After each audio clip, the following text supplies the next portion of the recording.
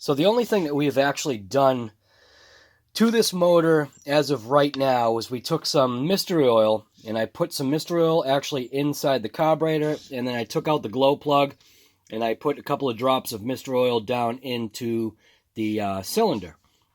And the reason why I'm calling it mystery oil is because, well, it's a mystery as to what kind of oil is actually in there. Doesn't really matter. Like, point blank, it actually doesn't really matter what oil. Let me get these glasses off. It doesn't really matter what oil I'm putting in there. It's just something to get in there to kind of lubricate things and, I don't know, get things moving so that I guess it's safe to fire up or safe to actually start turning that thing over. So what we're going to do right now is I'm actually going to attach a battery or the lead clips to the actual easy start portion, which I am going to leave until I get a ripcord pull start for it. So I've just got a basic charging lead off of my charger that it came with a bunch of just different leads.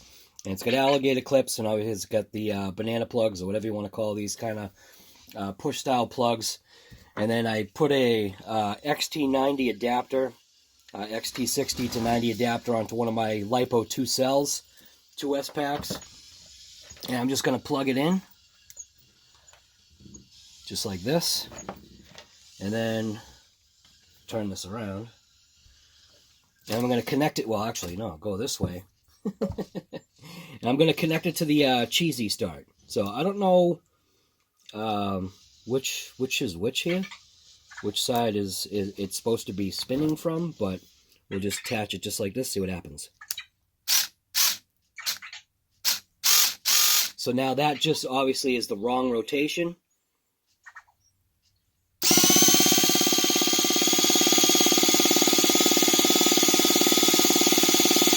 That sounds pretty good to me. Open that up a little bit.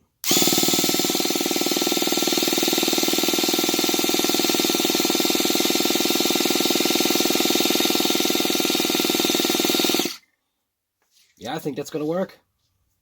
Now, obviously, when you're doing a LiPo battery, make sure these never touch. Pro tip. The thing I wanted to do is I wanted to see whether if this actually worked, which this little push thing, I don't know. This isn't working like I think how it's supposed to. So I don't even know if this has got power or not. Says it charged, but that's obviously not working. So what we're going to do is just going to take a glow plug and just put it inside here real quick and see if we get any glow. If this thing will focus. No, focus. There you go. So it looks like we got some glow in there, so that works. Now what I want to do for a temporary solution, I'm actually going to, because we have to clean this tank anyway and kind of clean up, you know, more of the chassis, I'm actually going to take the fuel tank off and then attach a new fuel line. This is actually the pressure side of the fuel line. It's actually what comes off of the exhaust to pressurize the tank. And then this is the actual, you know, this is the actual feed line that goes to the carburetor. So we're going to end up cleaning all this stuff. And yeah, so we're going to take that off. And I'm pretty sure it's 4 screws that are under here, which are 1, 2, 3, 4. And those are Phillips.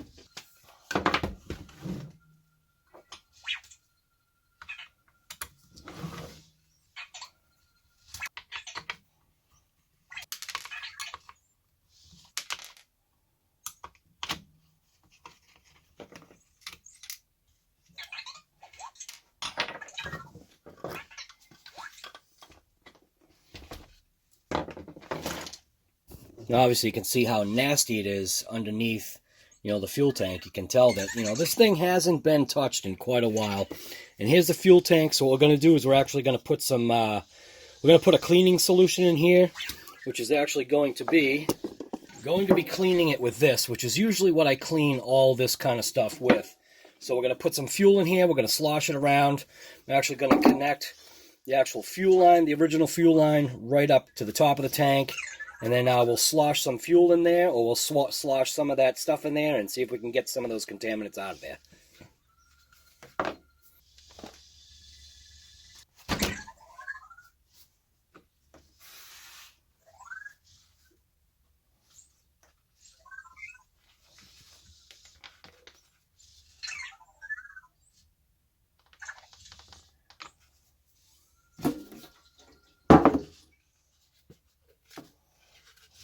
this ought to be the fun part.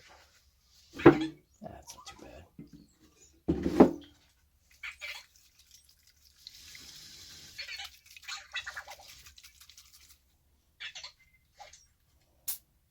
Ooh, actually had some pressure.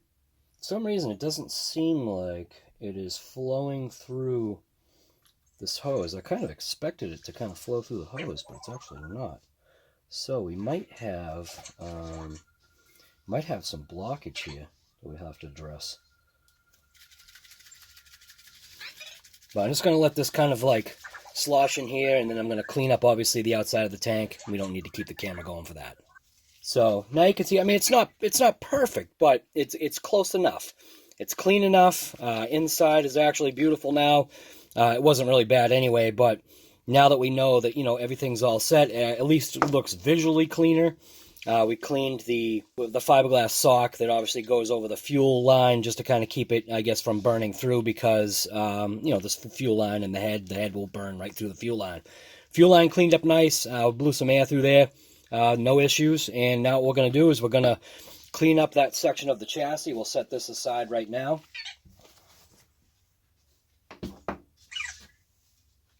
We'll bring the chassis up here, and we'll do the same thing. We'll do the same treatment, and we'll clean this area, obviously, of the chassis.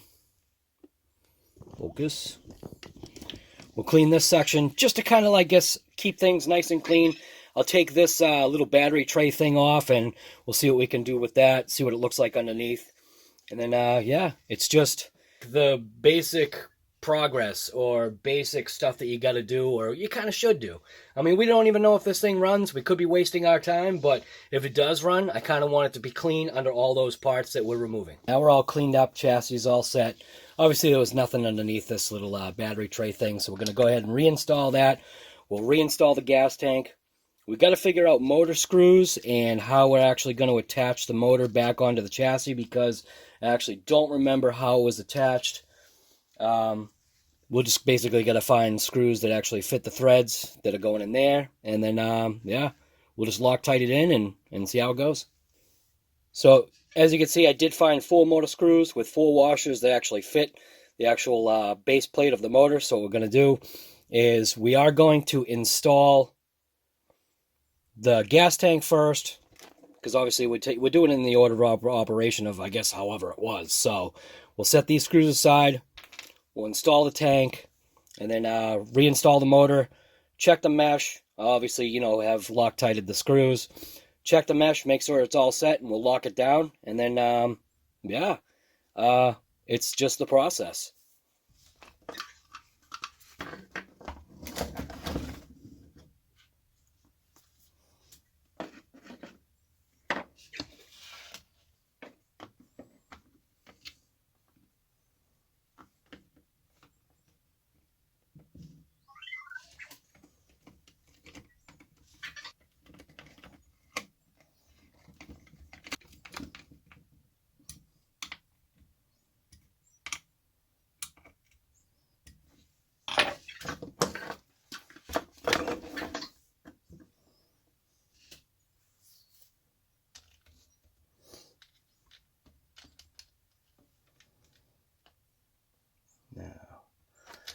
Fuel actually is going to have to come this way. So what I think I'm going to do is I'm actually going to route this now.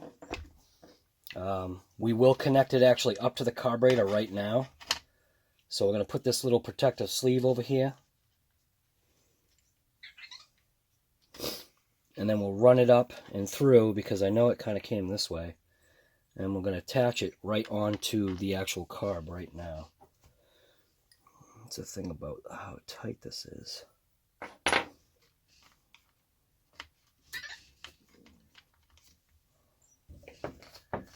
Get some needle nose in there, kind of assist. There we go.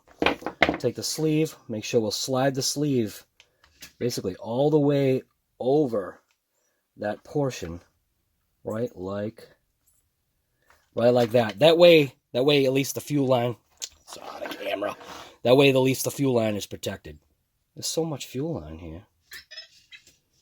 It might have actually come up and over the motor. I actually don't remember. It's been so long. we'll try that. We'll see what it looks like coming up and over the motor. Just like this. Maybe that's how it ran. Yeah, maybe we'll try that. Of course, now we got to connect the fuel line back under here.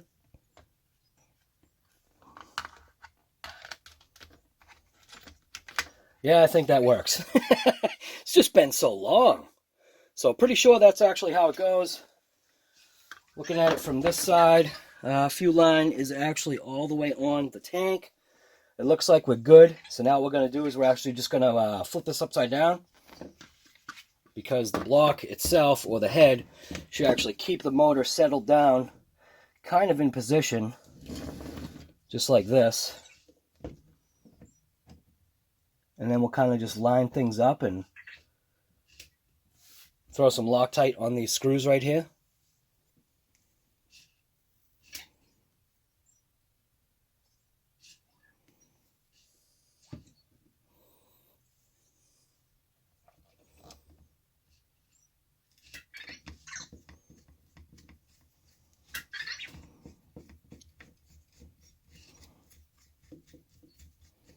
These screws seem like they're a little bit long, but it's all right. It just means there'll be more to back out in the event of these things vibrating free. God, I got the coffee shakes here. Now, I'm only putting these on really loose because obviously we have to check the motor mesh.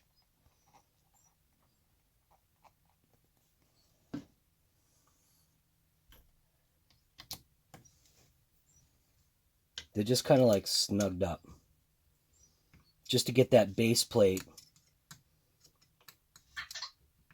up against the chassis, but enough so that we can actually move it, slide it back and forth.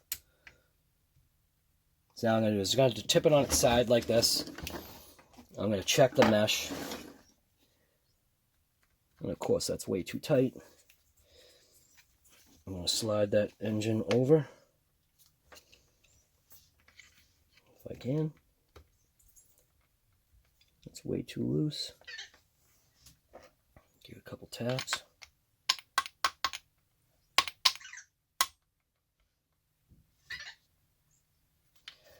Back it off a little bit.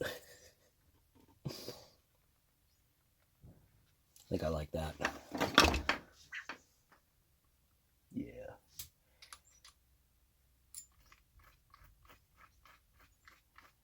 That's a good mesh.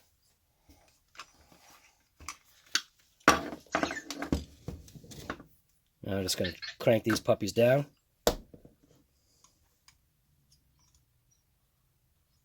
Oops. Maybe if I don't use a Phillips. Crank that one. Crank this one here.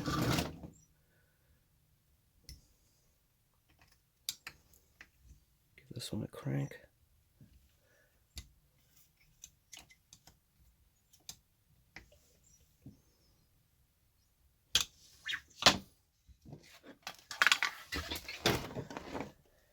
Alright, so there we go. So now we actually have the motor installed, actually how it should be. Probably one of the things that I probably should have done was I probably should have attached on the actual carburetor boot. It's going to be a little bit tight, but we'll figure that out.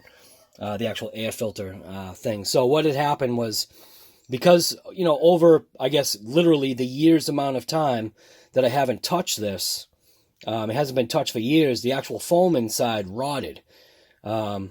I went to go just kind of like clean it, and it literally just disintegrated and fell apart. It was pushing through the screen, but everything's all set now, and I actually have new filter material coming. But what I'm going to do is I actually have filter material, or you want to say filter media.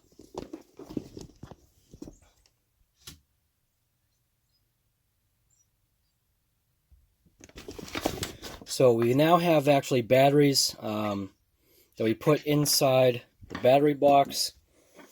There was a little bit of corrosion on this contact right here. We'll address that later. Switch it on. Switch remote on. We got nothing. So Let's see. Is that contact that bad? It might be. Oh, there we go. All right, so that contact's really rough. So we have steering. We've got nothing on throttle. So you can see we got steering. We've got nothing on throttle, and we have nothing on reverse. Now you can hear it sounds like stuff wants to move, but it's just not.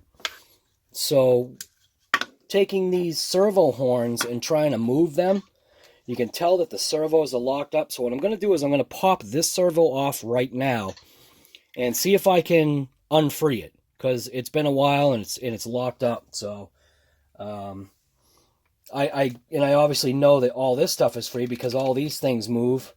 This actually slides back and forth, so that's not the issue. It's literally the servos themselves. So we're going to pop this servo horn off right here.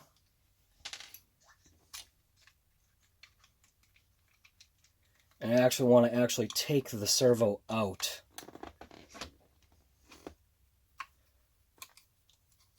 See if we can free it up. Because that would be more ideal to actually free up the original servo. Just for now. Just because I just want to get this thing ripping. If it will even start. So I'm probably wasting my time doing all of this. Isn't that funny how something can lock up like that from non-use? So I'll get this out of the way. Pop this servo out. It's just dirty.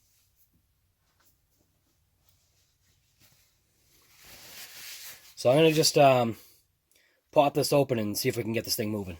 On second thought, you know what I'm going to do? I'm going to pop open this cover, unplug the servo, and see if we even have power to the actual servo itself. So I'm going to take this cover off, and we'll pop that actual servo from the receiver, and then plug in a new servo and see if it actually works.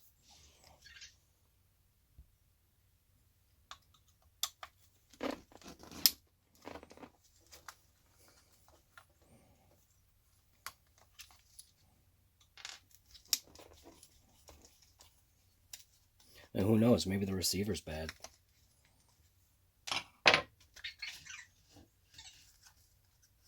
Come on. Oh, you gotta be difficult on me, aren't you? Yeah, because of the wire.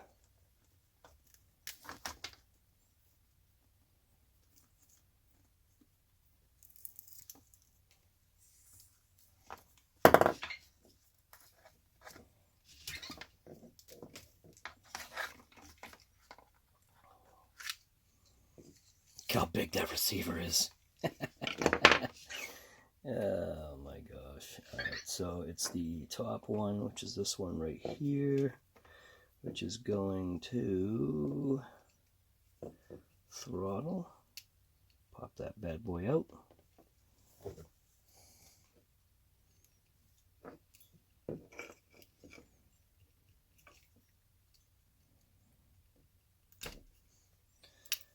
And I have another servo right here. I'm just going to plug it in, see if it actually works. I don't even know if that servo works. So this is all literally a crapshoot. But plug that in, put that on, put the power on here.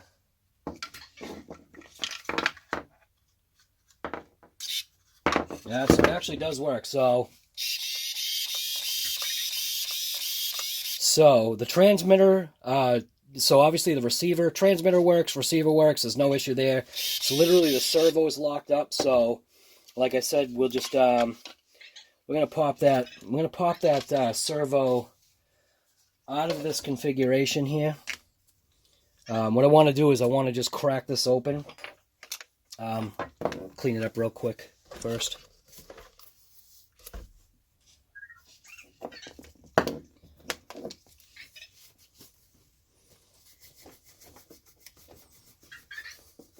And we'll see if there's a way that we can maybe free this thing up. See if there's a way to free it up instead of, replacing the servo. Again, we don't even know if this thing runs. I don't even have a clue. So this is actually the This is the throttle servo, so we'll see.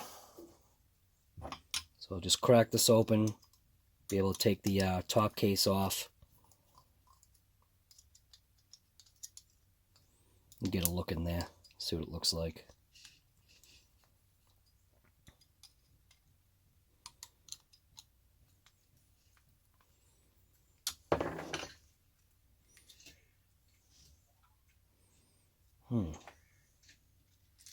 Oh, there goes the screws.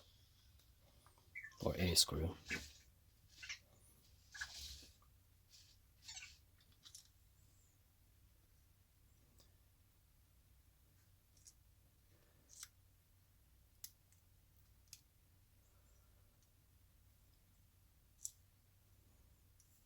Let's get the gears out of here. Kind of in the way.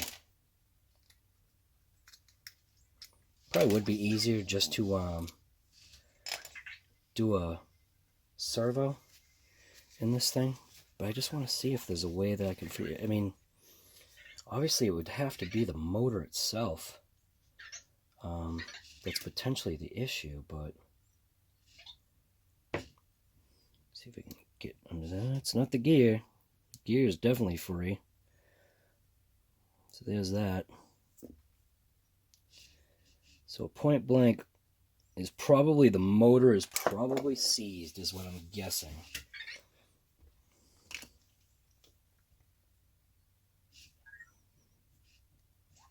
Yeah, that's what I'm guessing. Motor in this thing must just be seized. Alright, I'm going to put this back together off camera just so I can just get it back together, because there's no sense in keeping this thing running while you guys are just watching nothingness. Alright, so we got the servo all back together. It does not move. So we are actually going to be replacing this servo probably with, I guess, just something cheap. Something just what I've already got, just to make this thing rip. I actually have an older, brand new in the box. It's a S9001 servo, which it's actually just going to work. It's going to get the job done. And yeah, it's brand new in the box. And I've got like 3 or 4 of them. So we're going to pop this in its place. And then at least we'll have throttle and brake. Oh, and not that I really need to say it, but we're also going to be replacing this servo as well with the same exact servo. So I didn't need to say it, but it's kind of obvious. So we just disconnected the wire. Now I'm going to take the servo horn off. And then obviously we'll just take the screws out, pop that servo out, and blow in 2 brand new servos. So you can see we've got servo number 1 all installed. What a pain in the neck. Had to just basically obviously take the wires and just move everything out of the way because, yeah, just kind of, it is what it is. So now we're going to go ahead and we're going to install the, so that was obviously the reverse servo. Now we're going to go ahead and install the throttle and brake servo. Now you can see we've got that servo is all installed. I'm going to take off this servo horn and then plug everything in and let everything kind of like zero out. So now you can see we've got all the plugs plugged in, battery, brake, throttle, steering, everything's ready to go. Switch the power to on. See if we're going to get any movement. Should. So throttle, forward, back, reverse, forward, reverse, forward. Boom. Done. Steering, still weak.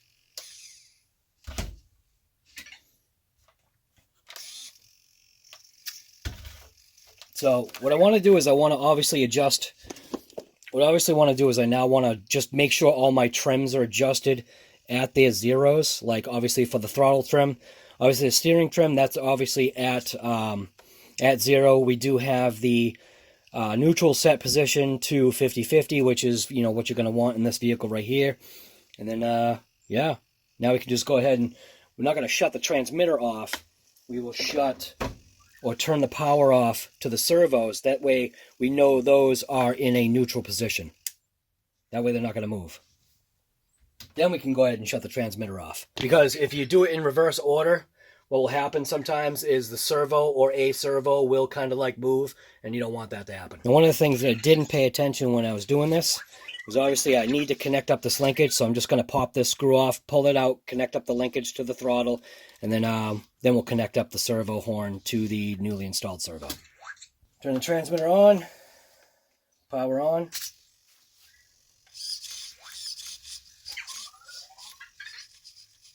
Got to adjust the throw on that. See if the brake is clamping down enough. Yeah, it's got good brake. There's our throttle. We don't need the throttle to be kind of like pushing as far as it is right now. We are actually going a little bit beyond what I want to see, so I'm going to just adjust the trim just a touch so that we're not over flexing that throttle.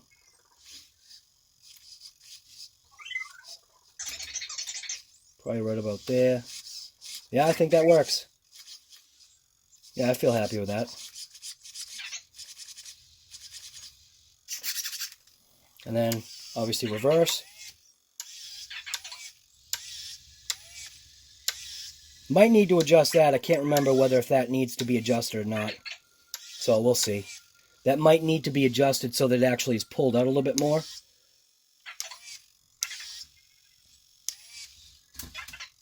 I don't know. I can't remember. So we'll see what happens. So let's see if we can get this thing fired up.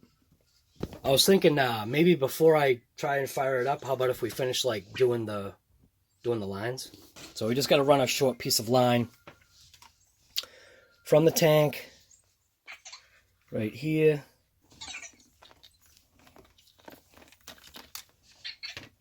Bring it this way. I can then run it like that, maybe? Yeah, maybe that'll work. Doesn't feel like anything's rubbing. That seems fine. That's good there. Yeah, I think maybe like that. I'll just cut it off right there. Attach that down and on. Still seems like it wants to hit, but if I rotate that, give it a little bit of a twist. Yeah, we'll figure it out.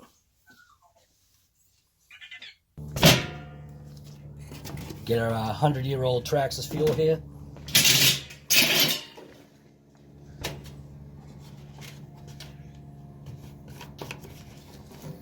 Very carefully spill it into the container because I got no way to fill it.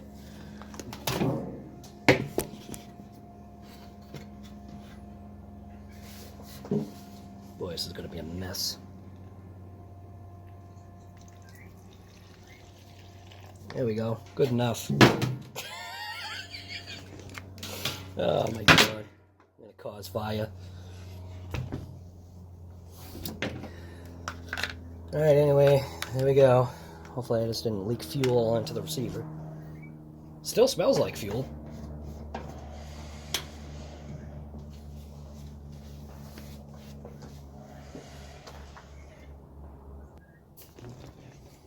Let's kind of put this way. See if we get anything. It would be nice if this thing fired up. I am going to put the air filter on just real quick. Not that anything's really going to happen, but oh, maybe actually, you know what? That fuel line can actually run that way. There we go. So that will definitely keep it away. So, alright, we got that there. Give it some contact. Turn it on.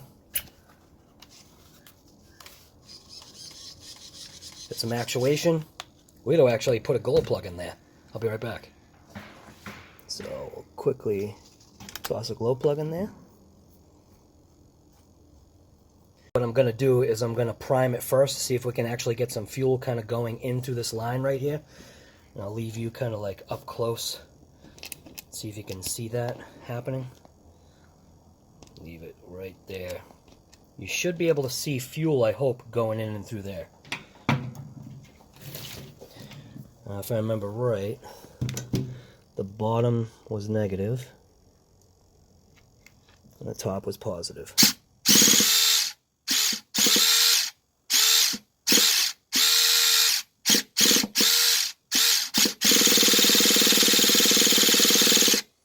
so we got that working.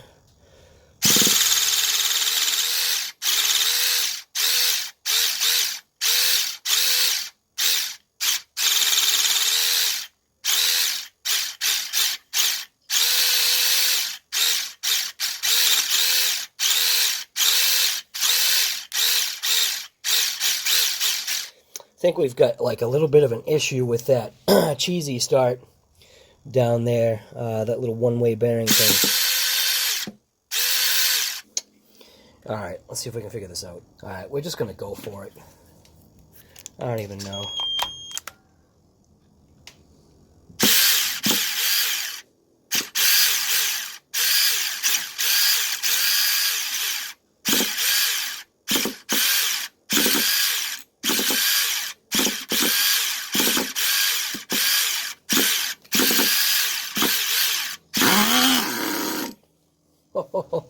Oh, you saw that.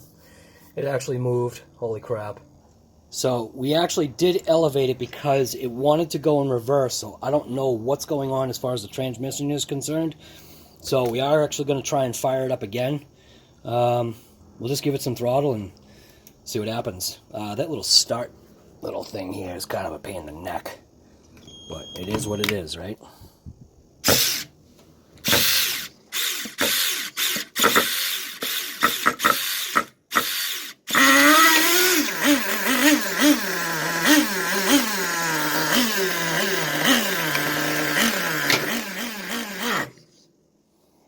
You heard it run. Oh, holy crap, it actually runs.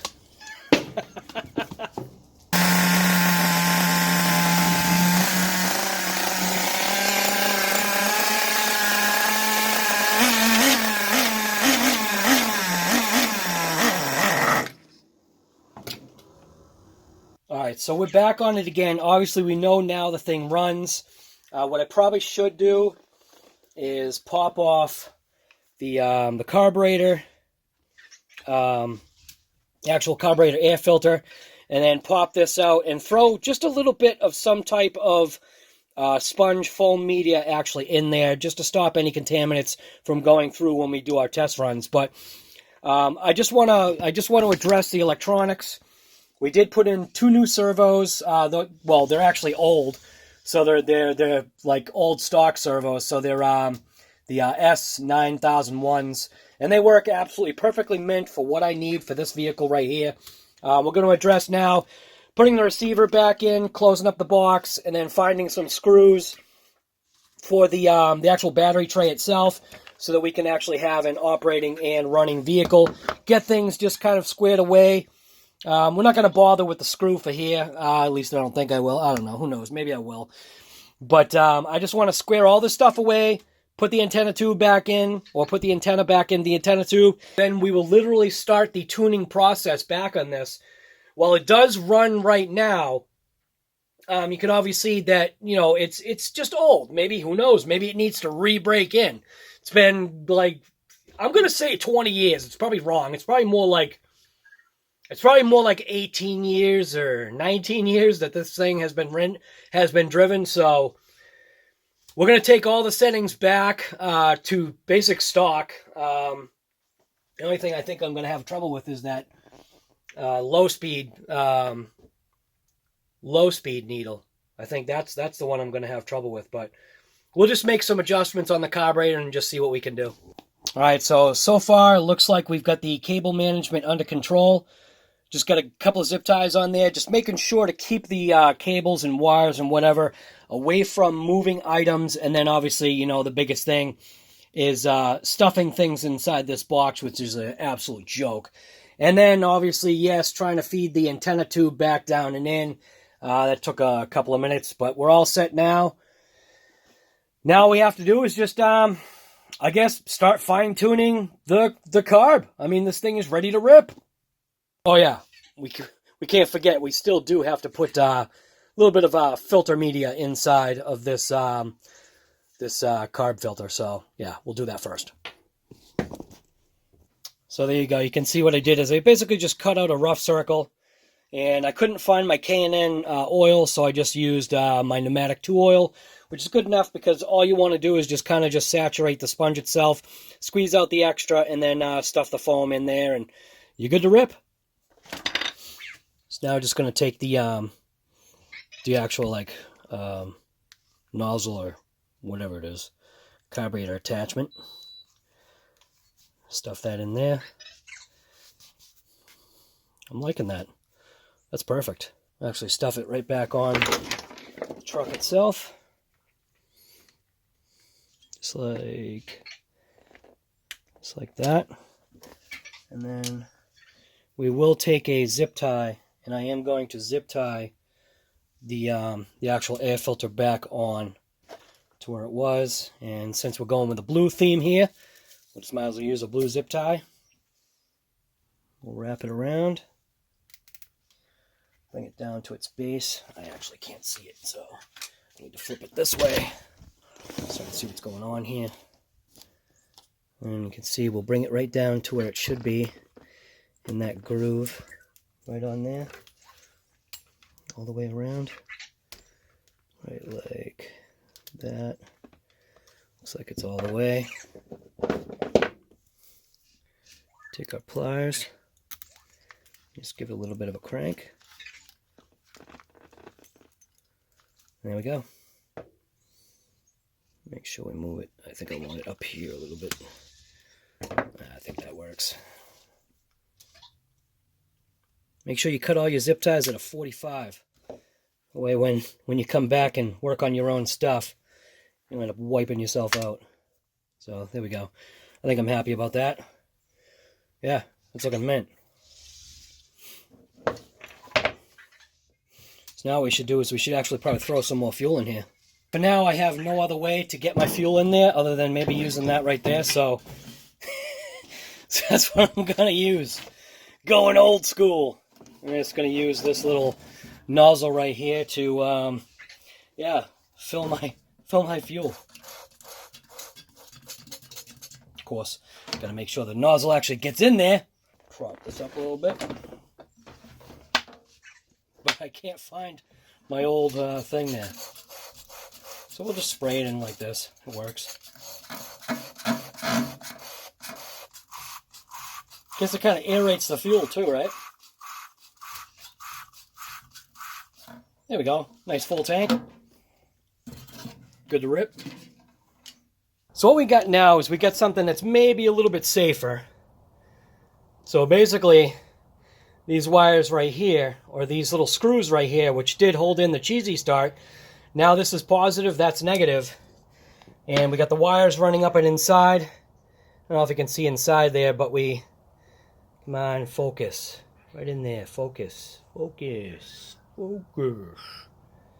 So anyways, right inside of there, we can see that I soldered the wire connectors on, and we should be good to go. I zeroed out the carb, so the carb is now back to factory settings. We're just basically going to start from there, and then now all you have to do is just basically just attach or touch the probe, just like that. So let's power this thing on. Put the controller on. Not that that matters. And then we're going to prime it first, because obviously it's been sitting for a little bit. So we'll just give it a quick prime. Which is going to be the first time trying this, so I don't know if this is going to work.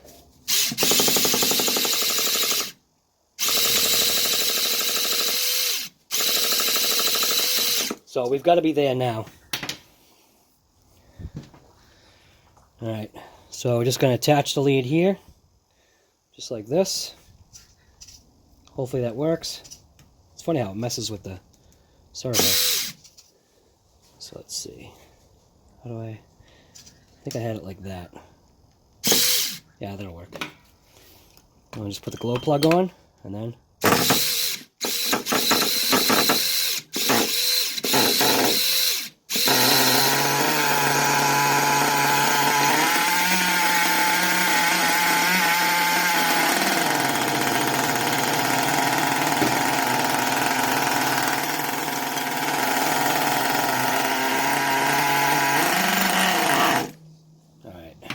again. We'll plug it. Give it a crank.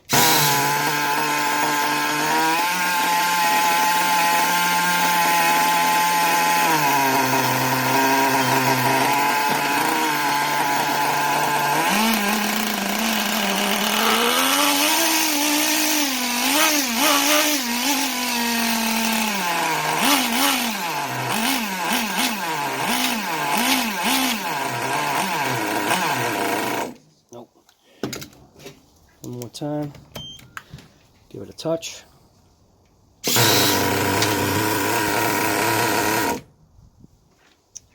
it a touch.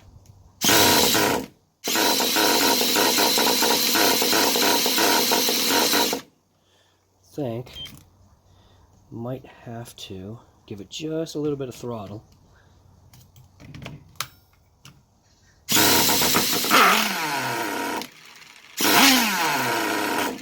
Alright, so obviously we've got some kind of setting that's off, and it could be the actual idle. So I'm going to just adjust the idle real quick, just to kind of just bump it up. Or maybe I should just do it in throttle trim. Probably just bump it up in throttle trim, shouldn't I? How about right there? Let's try that. Let's see if that's enough. Too much?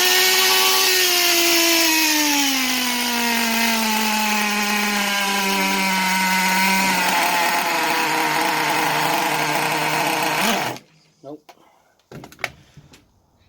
Try it again.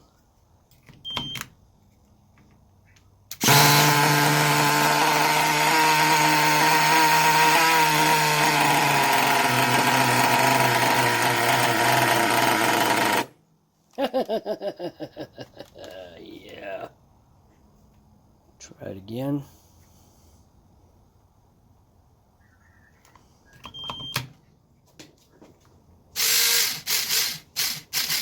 Oops, wrong way. Durr.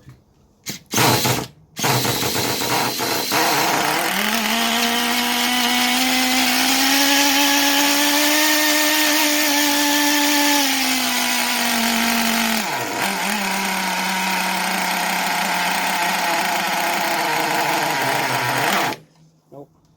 Keeps dying out, and I don't see any bubbles in there, but